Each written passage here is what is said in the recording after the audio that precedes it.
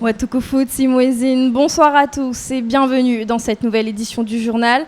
Il est 19h et nous sommes ensemble pour 30 minutes d'information. De plus en plus de citoyens sont inquiets pour Mayotte. Insécurité, éducation nationale en péril, fiscalité non adaptée au territoire. Ce soir, la rédaction accueille 2 membres du collectif des citoyens inquiets. Ils veulent alerter les autorités pour plus de précision au cours de ce journal. Et puis également dans l'actualité toujours, l'octroi de mer, nous recevrons Thierry Gallarme. Il nous donnera la position des entrepreneurs sur ce sujet. Mais d'abord, le temps de rejoindre le plateau. Je vous propose de regarder les titres de ce vendredi 5 février.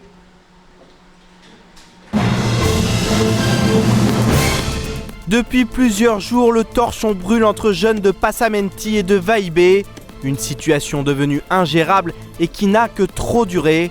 Parents, professeurs et autorités cherchent aujourd'hui des solutions pour en finir avec ce conflit sans fin. Explication.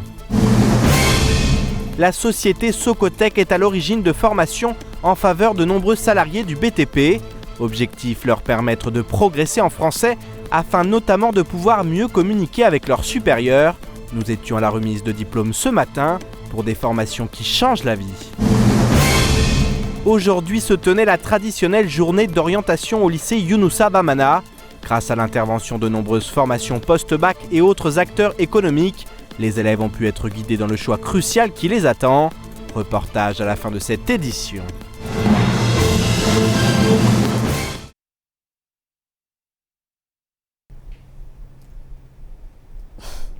Et le calme ne retombe pas entre les villages de Vaïbé et de Passamenti. Les idées de vengeance et de représailles semblent encore toujours d'actualité. Les transports scolaires continuent d'éviter cet axe, tandis que la colère des parents ne désemplit pas. Ce matin, une délégation de mamans d'élèves du village de Vaïbé s'est rendue au collège de Passamenti afin d'exiger des solutions de la part des autorités. Voyez ce reportage d'Abbas Salidi, Pierre Bellucci et Leslie Vimenet. Les jours se suivent et se ressemblent sur le département. Hier soir, des véhicules ont une nouvelle fois été caillassés proche de Vaïbé.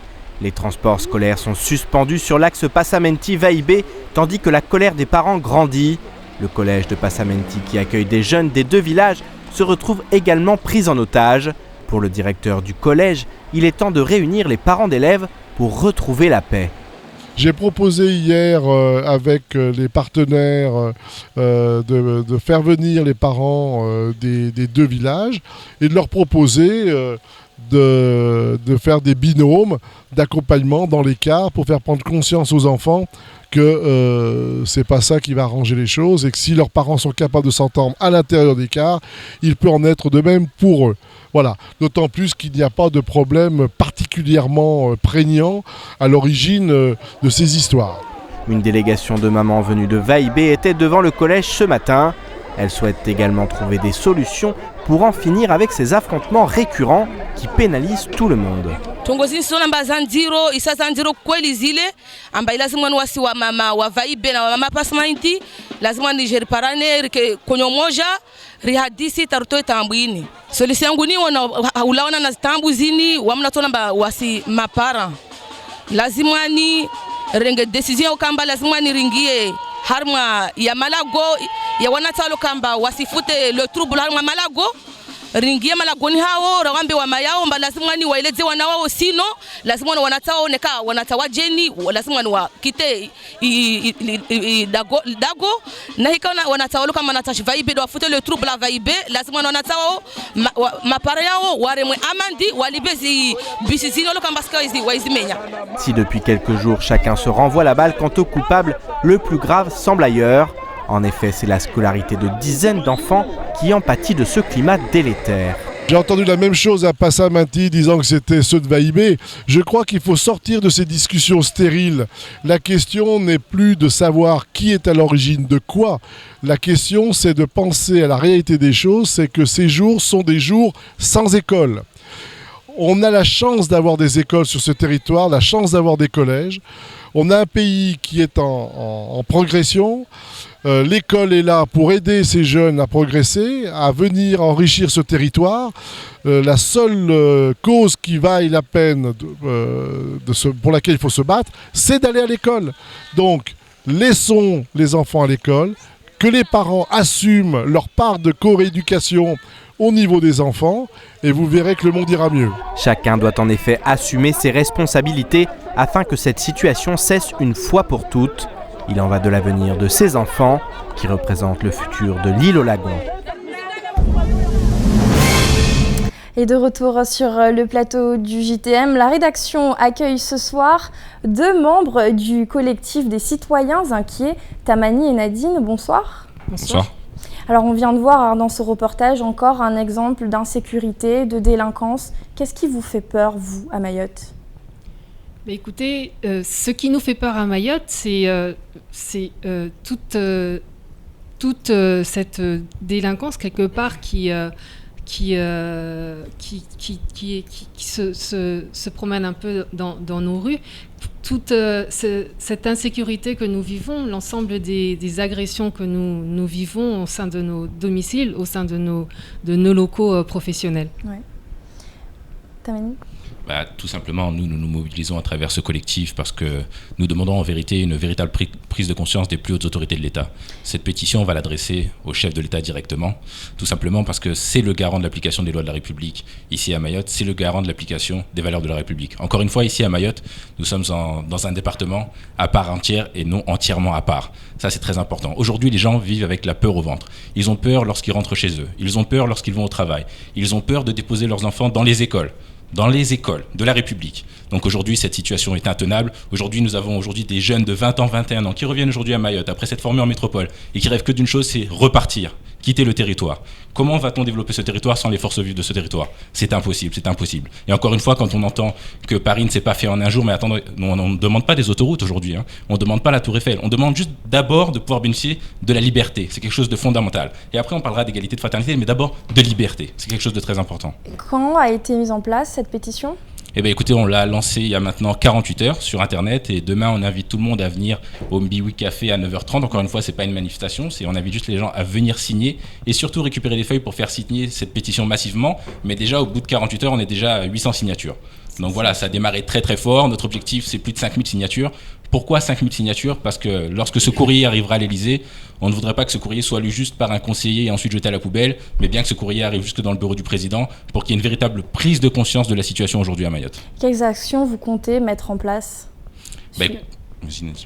Alors, c'est des sensibilisations donc, à travers les villages, donc aller vers les gens, leur faire comprendre la situation. Et l'objectif, c'est d'attirer, comme disait mon collègue, l'attention de Paris, de l'ensemble des Français de métropole, face à la situation que nous vivons ici sur notre île. Alors on sent bien votre colère et votre engagement. Qu'attendez-vous justement de ce rassemblement demain à 9h30, il me semble, au Mbiwi Café ?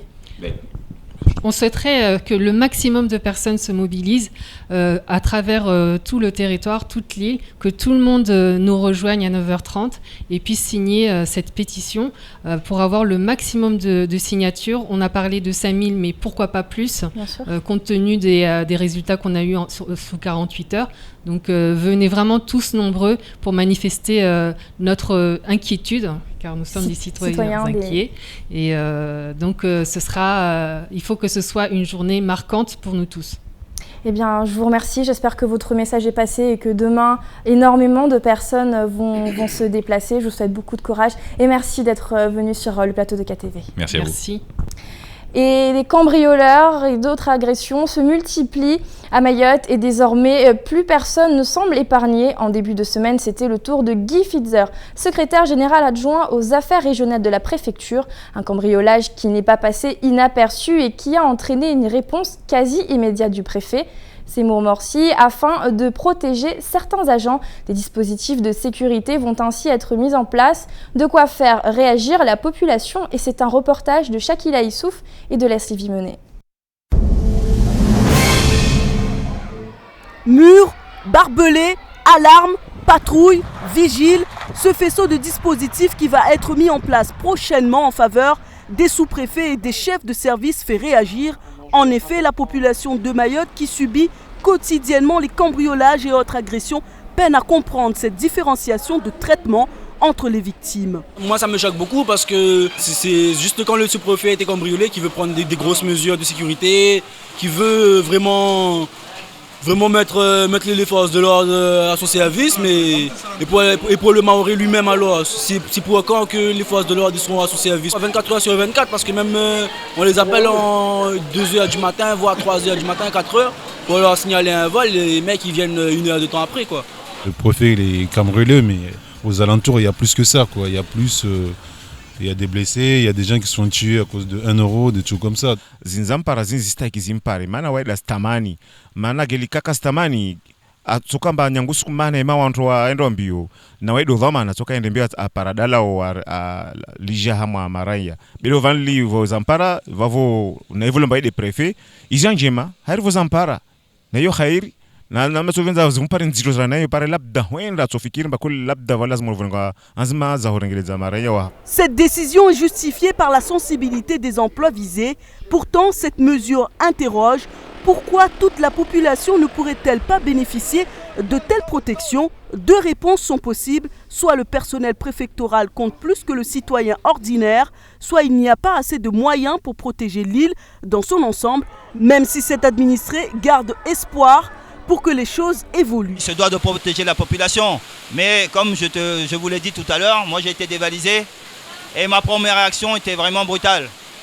Donc c'est une réaction brutale au départ et bon, je pense qu'avec des conseils, il va trouver des solutions globales pour Mayotte parce que le préfet doit penser aux Mahorais et à Mayotte en général.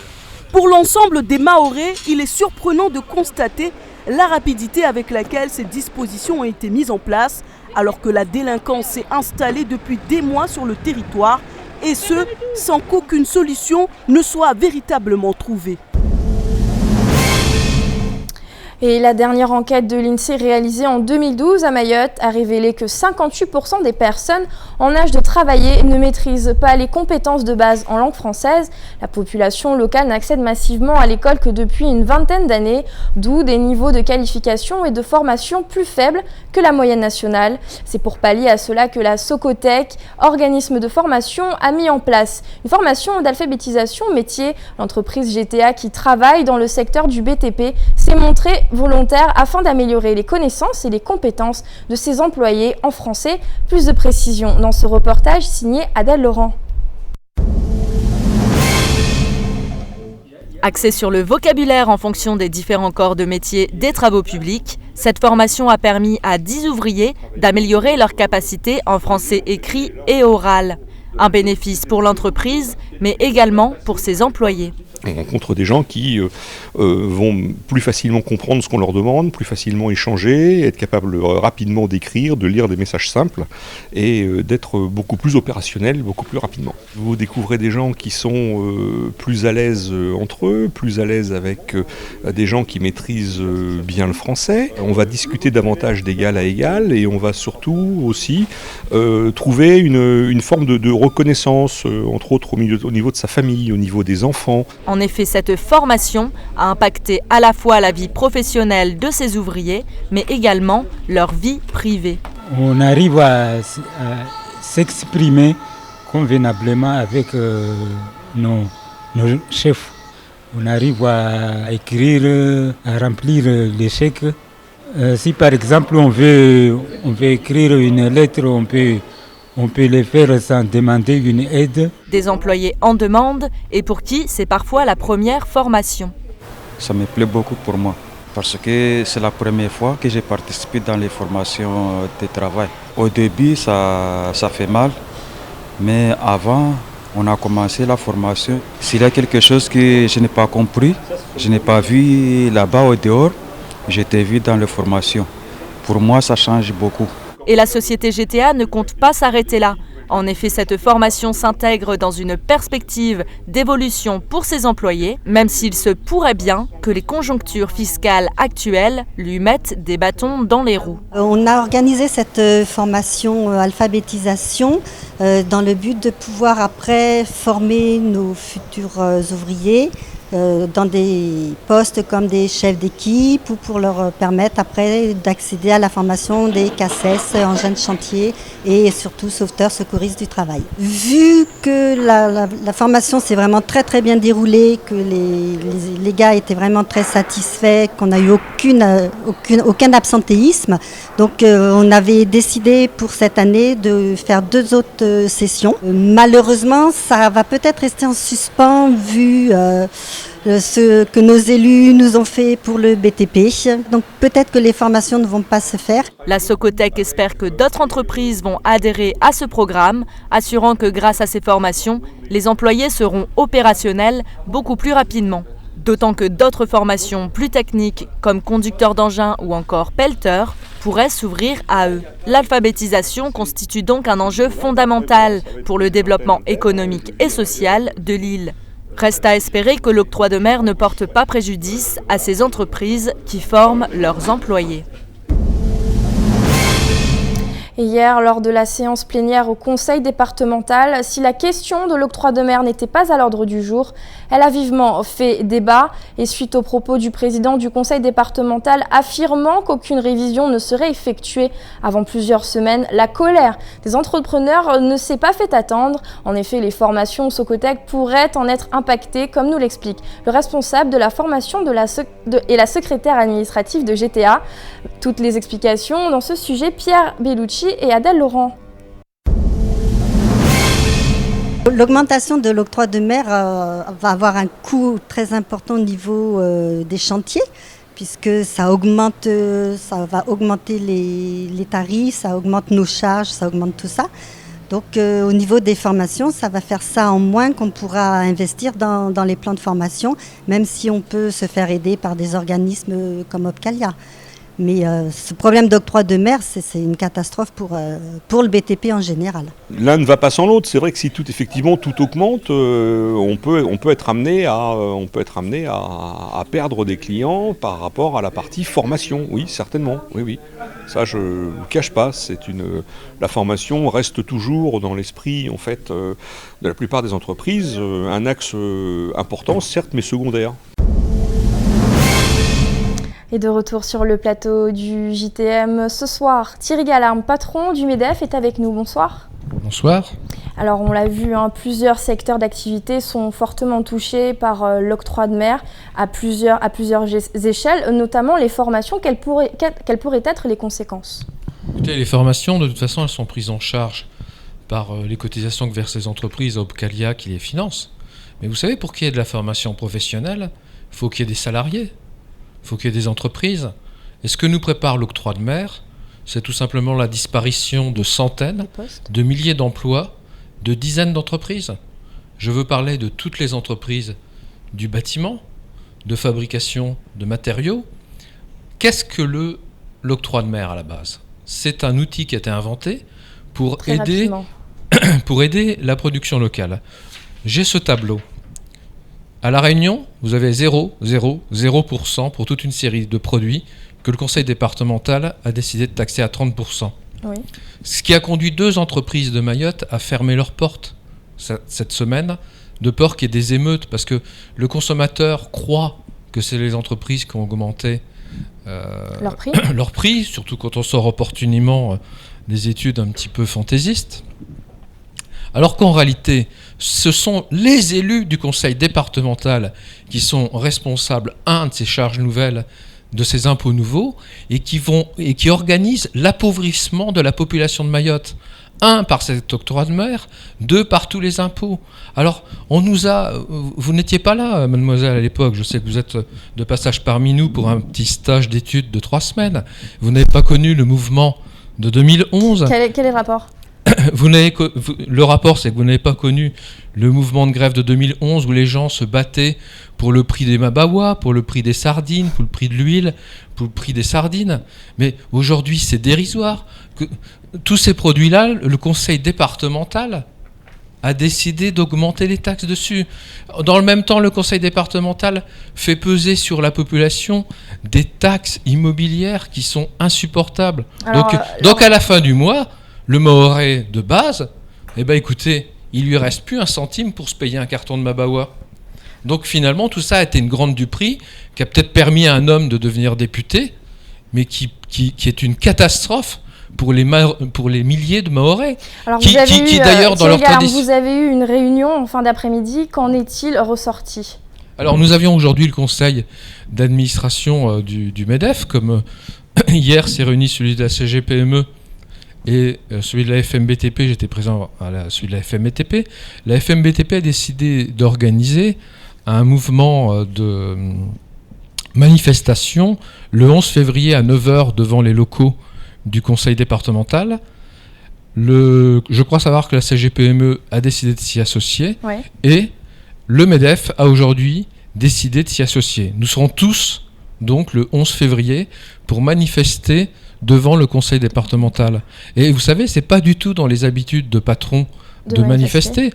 Dans le conseil d'administration, certains ont même parlé de fermer leur commerce plusieurs jours, plusieurs semaines, pour que les gens comprennent que c'est ce qui va se passer petit à petit. Et d'ici le 11 février, que va-t-il se passer ? Écoutez, soyons clairs, il ne va pas se passer grand-chose, parce que les élus n'ont pas envie de bouger. Et ils commencent à se dire dans les rangs, les gens les plus sensés de nos adhérents, qui sont des vieux de Mayotte, que nous commençons à soupçonner que tout ça est en réalité une instrumentalisation qui est organisée par les élus du conseil départemental, ouais. Qui prennent en otage les entreprises de Mayotte, qui prennent en otage les citoyens mahorais, dans le bras de fer qui oppose le conseil départemental et l'État. Vous savez, sur ces fameux millions que l'État devrait au conseil départemental. Ouais. Sur ce plateau, le préfet Seymour Morsi a dit non, on ne doit pas un centime au conseil départemental. Le conseil départemental, nous, ce qu'on craint, c'est qu'effectivement, on nous utilise comme des otages pour obtenir une rançon qui est cette somme que le conseil départemental réclame à l'État. Et ça, on n'est pas d'accord. Et ce sera le mot de la fin. Merci beaucoup Thierry Gallarme de votre intervention. Et je vous propose maintenant de faire un tour du reste de l'actualité de ce vendredi 5 février. Tout de suite, c'est l'actualité en bref. Une nouvelle loi immigration est actuellement en cours d'examen et elle devrait concerner Mayotte au plus haut point. Ce texte, dont l'objectif est la maîtrise de l'immigration, devrait notamment autoriser la levée du secret professionnel. Cette mesure devrait faire recette à Mayotte, au même titre que la possibilité pour les forces de l'ordre d'interpeller toute personne disposant d'une chambre dans une structure d'hébergement, et ce en dehors de toute procédure pénale engagée. Ce projet de loi adopté par l'Assemblée nationale le 26 janvier dernier généralise le titre de séjour pluriannuel de 2 ou 4 ans pour l'ensemble des étrangers séjournant en France depuis 1 an, passerelle directe vers un séjour de 10 ans. Cependant, le parcours d'intégration sera renforcé et le passeport talent sera désormais un titre unique ouvert aux investisseurs, chercheurs, artistes et salariés qualifiés. L'Assemblée nationale a également introduit une disposition conditionnant la délivrance d'un titre de séjour à un étranger malade à l'absence d'accès effectif aux soins dans son pays d'origine. Les étrangers en instance d'expulsion seront quant à eux assignés à résidence, le passage par le centre de rétention étant réservé au risque de fuite. Ces nouvelles mesures législatives concernent directement Mayotte, mais des dérogations seront probablement nécessaires au regard de la configuration du territoire. La préfecture a envoyé mercredi en fin de soirée un communiqué faisant état d'un probable naufrage de Kwassa Kwassa au large de l'îlot Mtsamboro. Après plusieurs heures de recherche, les services de gendarmerie ont pu repêcher 3 corps près des plages nord-ouest et sud-ouest de l'îlot. À la tombée de la nuit, en raison des conditions météorologiques, les recherches ont été interrompues. En effet, depuis plusieurs jours dans le canal du Mozambique, la météo était très mauvaise avec des vents forts soufflant sur zone. Les très fortes pluies n'arrangeaient pas non plus les conditions de sortie en mer, surtout pour des barques de 7 mètres avec plus de 20 personnes à bord. Malgré les éléments déchaînés, les candidats à l'immigration clandestine ont tenté l'aventure, emmenés par des pilotes fous furieux, prêts à risquer leur vie et celle des autres pour de l'argent. Le pire s'est donc une nouvelle fois produit, mais pour l'heure, la préfecture n'a pas produit de nouveaux communiqués, augurant que le bilan est définitif. Dans un communiqué envoyé hier, le vice-rectorat dénonce les violences qui se produisent régulièrement dans les établissements scolaires de l'île. L'institution souhaite que l'on cesse de porter invectives et accusations non fondées puisque le vice-rectorat considère avoir investi des moyens humains et matériels considérables depuis 2014. L'institution explique avoir investi 550 000 € en barodage, clôture, visiosurveillance et gardiennage en 2014 et 1,1 million d'euros en 2015. Des moyens au moins équivalents sont prévus pour 2016. Des clôtures ont été érigées au collège de Chikoni, d'Embeni, au lycée de Kaweni et de Mamoudzou.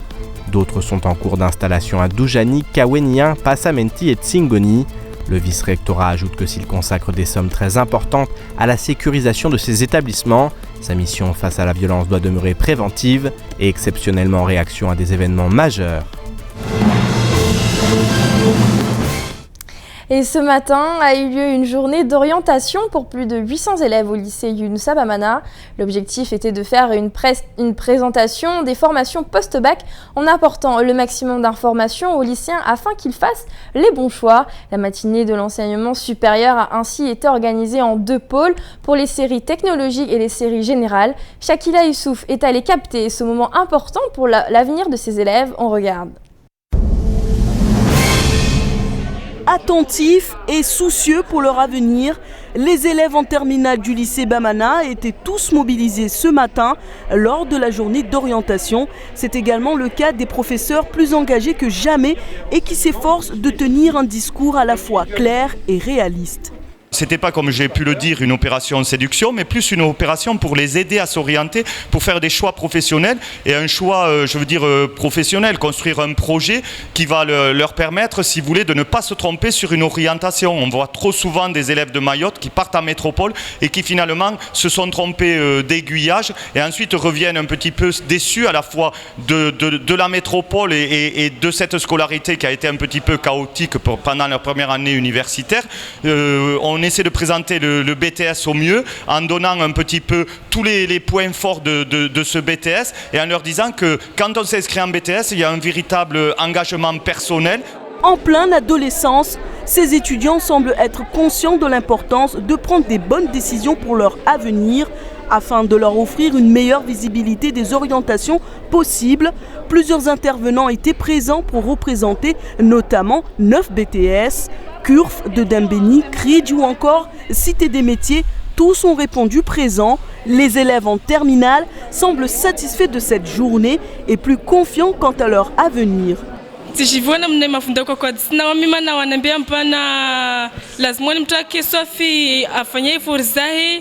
Mana kumsani kamda mta avena mta jive volonté mbana student sani fanye après mta shinda ai fanye beni kamba na ujambe tu mana wo kusi bon harna matière quelques matières lazimoni mta jive mbana student sitsa avant de shinda ni fanye. J'ai toujours voulu devenir médecin plus tard, mais pour cela je ne savais pas quoi exactement quelles études après bac que je devais faire et du coup il y avait les enseignants, tout ça, on nous a aidé à peu près, soit on doit prendre la classe prépa ou aller directement à la fac de médecine, ce que l'on appelle PACES. Donner tous les éléments aux étudiants afin que leur choix le soit en toute connaissance de cause, c'est la mission que se fixent les organisateurs de cette journée à seulement quelques semaines de la fin des inscriptions sur le portail post-bac. 800 élèves de terminale, c'est presque l'équivalent d'un lycée de métropole. On a organisé ça en 2 pôles. Un pôle pour les séries technologiques, le baccalauréat STMG qui se prépare à Bamana. Ce pôle-là avait une présentation en plénière de l'ensemble des BTS de Lille, les poursuites d'études supérieures qui sont possibles.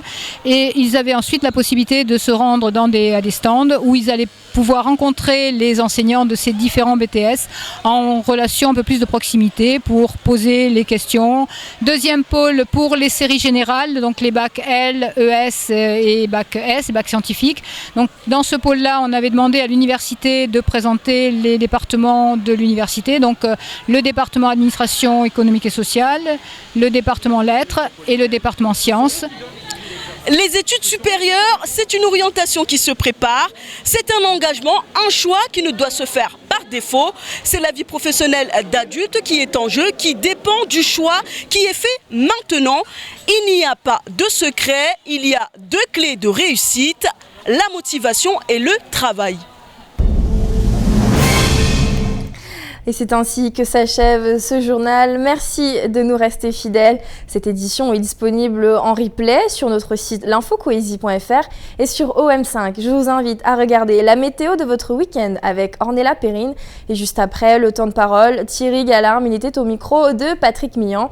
Et si vous n'avez pas pu voir le grand débat de ce matin qui opposait le sénateur Thani Mohamed Soilihi et le nouveau président des Républicains, Mansour Kamardine, vous avez la possibilité de le voir demain, samedi, à partir de 20h. Je souhaite remercier toute la rédaction de Coésie ainsi qu'à Hakim Sindou qui a réalisé ce journal et Ousmane Maeva Ben pour le son plateau et en radio. Et lundi, c'est Amina Ariti qui vous donne rendez-vous pour une nouvelle édition du journal. Quant à moi, j'aurai le plaisir de vous retrouver très bientôt sur KTV. Je vous souhaite un excellent week-end, soyez prudents sur les routes et restez bien sûr connectés sur l'infocoésie.fr. Kwaheri.